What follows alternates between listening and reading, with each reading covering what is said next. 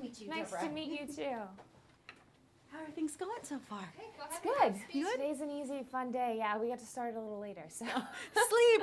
Yes, sleep is great. So I think this was my favorite book, and it was definitely my favorite movie so far. What was it like for you what's it like for you to have to keep coming back to Alice? Or not have to, but get to.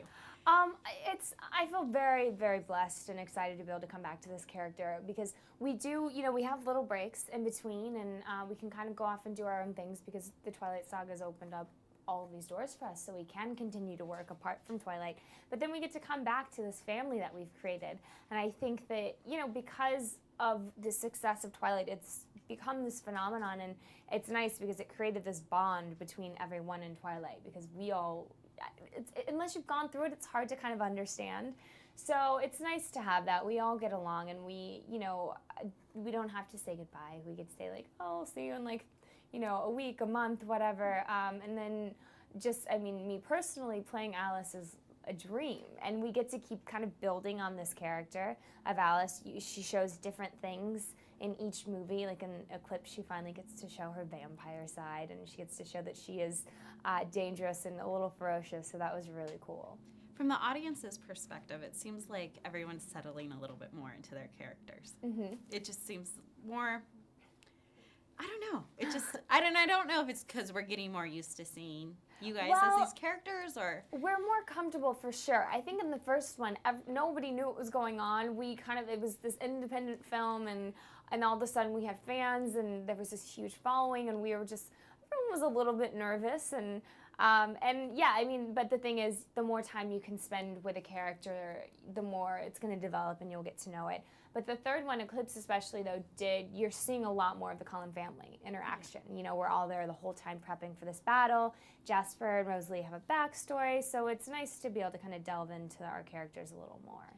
One thing that I'm noticing as time goes on, at first it was the Twilight Saga was all the girls and the women were getting crazy about it. And the more we're talking to people, the guys are starting to dig it more and more. And I think they'll be really happy with this. Do you mind doing just a little pitch for a guide?